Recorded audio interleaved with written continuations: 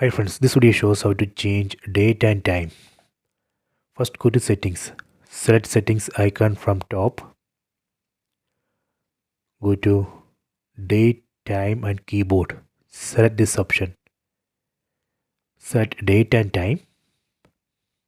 Here we can change format.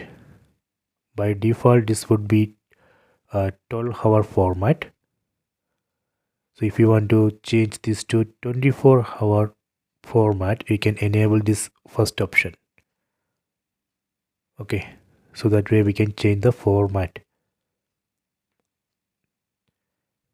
Okay, if you want to change current date and time, that option is not available here. So it would get date and current date and time from the internet. That is how it works. So we cannot manually change date and time here. So we can change only the format. Okay, so this is the data. So I hope you have enjoyed this video. Please subscribe this channel. Please like and share the video.